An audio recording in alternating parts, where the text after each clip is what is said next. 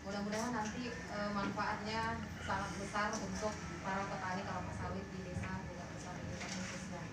Baik, alhamdulillah Bapak dan Bapak-bapak sekalian sudah tahu maksud dan tujuan kami datang kemari adalah untuk membantu mengendalikan hama-hama ya yang ada di kelapa sawit. Mudah-mudahan nanti itu berhasil. Nah, baik, kami di sini sebagai dosen dari Fakultas Pertanian Universitas Muhammadiyah Sumatera Utara. Di sini ketua pengabdiannya adalah Ibu Mimi di sebelah kiri saya. Lalu dengan anggota Ibu Mimi ada Bu Wizni, lalu ada Bu Risnawati dan ada Bu Anafian saya sendiri cerita Malik. Baik, untuk tidak memperpanjang waktu, maka mari kita buka dengan nafas Bismillahirrahmanirrahim. Langsung saja kita persilakan Ibu Ketua untuk menyampaikan. Assalamualaikum warahmatullahi wabarakatuh. Terima kasih saya ucapkan kepada Bapak Kepala Desa, Bapak Sekretaris Desa, dan Bapak-bapak para peserta pelaporan yang dapat hadir pada acara hari ini. Puji dan syukur kita panjatkan kehadiran Allah Subhanahu wa Ta'ala yang hari ini dalam masa pandemi yang memang dimana-mana mengkhawatirkan, hari ini kita masih diberi kesempatan ya untuk bisa dapat berkumpul untuk berbagi ilmu. Kalau saya atas di sini karena kami di sini bukan juga ahlinya dalam bidang hama dan penyakit, tapi setidaknya ada mungkin ilmu yang kami tahu sedikit yang mungkin belum tersampaikan kepada Bapak. Inilah fungsinya kami ingin berbagi ilmu yang kami tahu yang didapat dari proses pengajaran dan penelitian yang kami lakukan. Kita tak lupa juga salawat dan salam kita sampaikan kepada junjungan kita Nabi besar Muhammad Sallallahu Alaihi Wasallam karena berharap kita nanti suatu saat dapat syafaatnya beliau. Hari ini saya ingin menyampaikan tentang yang namanya semut, yang mungkin kalau di lahan Bapak sering jumpa, ya, sering jumpa di lahan. Apakah ini menjadi sahabat atau bukan, gitu ya? Nah ini nanti bisa dilihat. Di sini ini adalah semutnya. Ini sengaja saya tampilkan dalam bentuk slide seperti ini. Ini semut ini memang hidupnya di batang kelapa sawit yang lapuk seperti ini. Sama seperti uret. Kalau tadi kita terjadi ada permasalahan, ada bahasa daerahnya, ada yang bilang dedon, ada yang bilang uret. Tapi kalau bahasa Latinnya, dia itu adalah Oryctes rhinoceros, kan? Atau dibilang kumbang tanduk, ya, kumbang tanduk atau kumbang badak kita bilangnya. Nah, dia kumbangnya ini adalah yang merusak pada tanaman kelapa sawit. Apalagi pada tadi kami di sini banyak kebun TBM ya Pak. Itu adalah fase-fase yang rentan biasa diserang oleh kumbang tanduk. Nah, sementara semut ini dia memakan larva atau uret. Sebelum menjadi kumbang, dia menjadi larva karena dalam proses metamorfosa, ya kan? Jadi kita memanfaatkan sebelum fase dia merusak, larvanya dulu kita matiin. Nah, jadi nggak sempat menjadi kumbang dia. Jadi nggak sempat, kalau nggak sempat jadi kumbang, berarti kan nggak sempat dia merusak kepada tanaman sawit kita. Nah, kita harapkan inilah peran dari semut inilah yang kita harapkan nanti berfungsi sebagai optimal untuk mengendalikannya. Karena selama ini pasti kita mengendalikannya pakai pestisida ya Pak ya. Nah, di mana-mana rasa-rasanya petani ini kita di mana semua petani kita masih akrab, sangat akrab dengan pestisida. Walaupun semua mungkin para penyuluh sudah datang kan Pak, bakalnya pestisida itu selain manfaat positifnya, manfaat negatifnya juga banyak kan Pak. Yang kira-kira Bapak tahu yang selama ini mungkin ditransfer kan manfaat negatifnya apa Pak? Di situ ada di kuesioner juga saya ada jelaskan, saya tanya kira-kira ada yang disebut pernah dengar namanya musuh alami Pak? Pernah tahu nggak nama Bapak namanya musuh alami? Ya kan musuh alami itu itulah merupakan sahabat petani. Ya, sahabat petani. Jadi kalau pestisida itu di samping dia itu nanti dia langsung menyerang kepada hamanya, dia juga mematikan serangga yang lain, kan nggak serangga target aja yang mati. Nah, banyaknya musuh alami ini dia biasanya kalau dalam ikatan kita belajar itu kan makanan dulu ada, baru datang pemangsa. Nah, jadi kalau sekiranya dia nanti ininya datangnya akan lama, jadi prosesnya kepada lingkungan nanti ya, belum lagi nanti tuntutan kelapa sawit yang meminta residu pestisida sawit itu rendah kan. Sekarang kan tuntutannya itu di kelapa sawit. Nah, jadi makanya kita berharap pemanfaatan inilah pemanfaatan musuh alami sebetulnya. Di samping untuk nanti keberlanjutan pertanaman kelapa sawit. Ya kan, kalau dalam programnya di perkebunan namanya RSPO, Rentable Sustainable Oil Plantation. Ya. Nah, jadi diharapkan itu. Jadi walaupun kita nanti petani rakyat kan nanti rendemennya kalau residu pestisidanya pasti dihitung. Jadi kalau tinggi kali intensitas pemakaian pestisida, nanti sawit bapak pun dihargai rendah. Ya, karena perkebunan sudah menerapkan itu. Nah, jadi kita berharap musuh-musuh alami kita ini bekerjalah di lahan kita ini supaya apa? Pemakaian pestisida kita bisa berkurang. Walaupun tentang kumbang tanduk ini sebetulnya banyak musuh alaminya. Penggunaannya dia sudah digalakkan pemerintah melalui PPKS, kan ada juga pakai feromon kan Pak? Bapak ada pakai enggak? Enggak pakai feromon perangkap itu yang sudah dipasang di pohon-pohon sawit. Enggak ada, enggak pernah ya Pak ya? Atau sekarang yang ditaruh ember di atas gitu kan untuk menangkap kumbangnya. Jadi kan tujuan kalau pakai itu kan kumbangnya tertangkap, ya kan itu kan namanya untuk berkumpul kumbangnya tertangkap, artinya mengurangi populasi. Kalau mengurangi populasi nanti ujungnya kan mengurangi kepada serangan. Nah itu kan termasuk juga suatu pengendalian yang ramah lingkungan.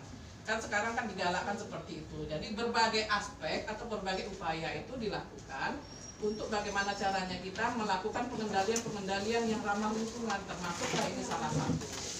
Walaupun ada juga merupakan predator, ya kan, kita bilang kan predator itu yang memakan predator untuk si uret.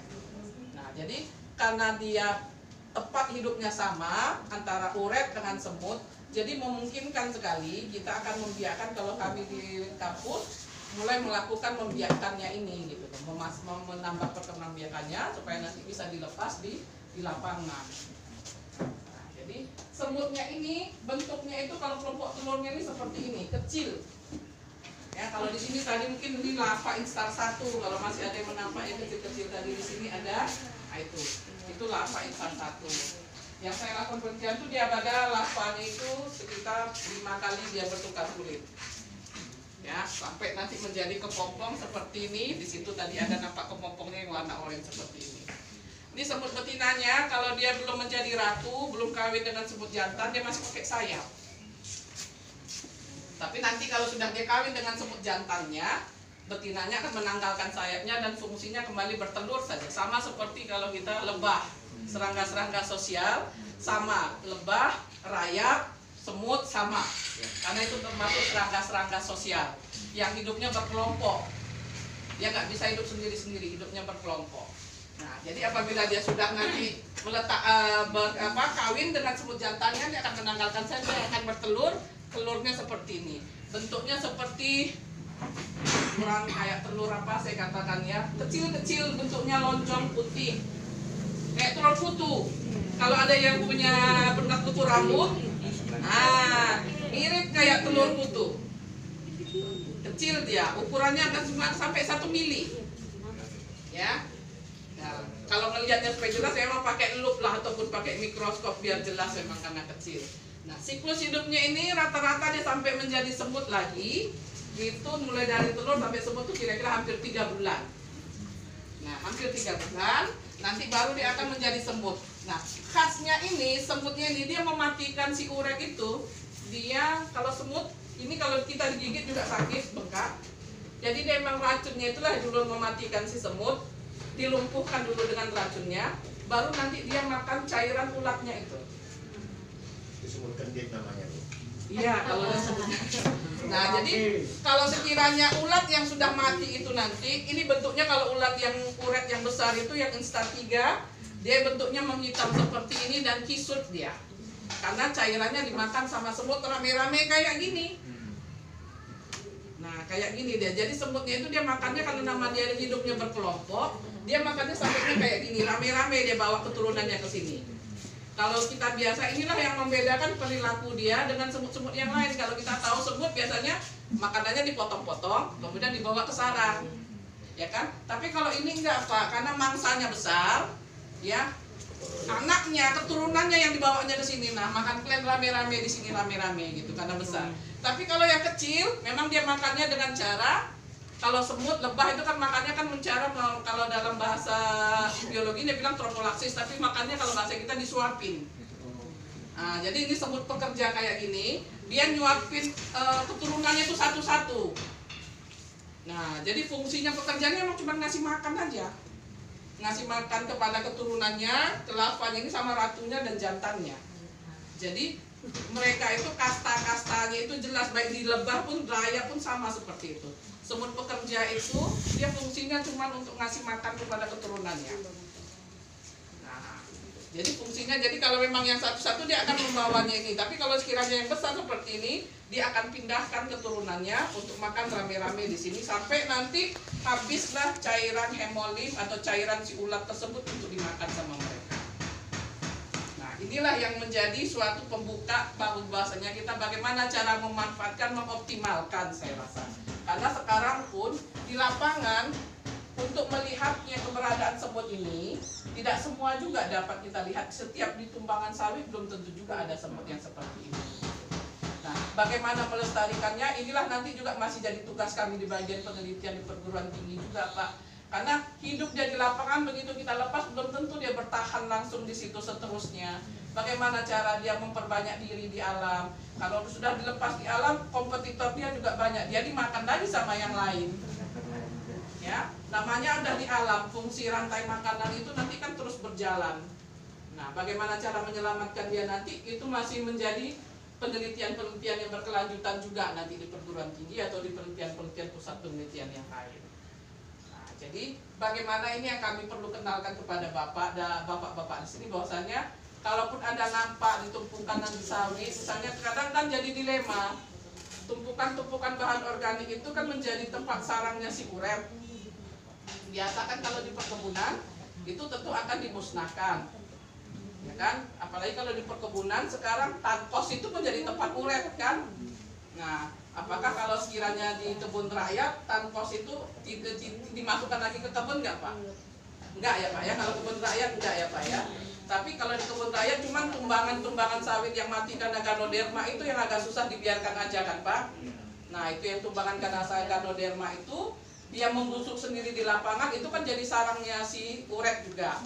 Nah, biasanya itu di situ juga biasa semut juga ada bersarang. Nah, bagaimana caranya kalau memang itu tidak dibuang di kebun rakyat, kalau memang ada nampak semut yang seperti ini dilestarikan.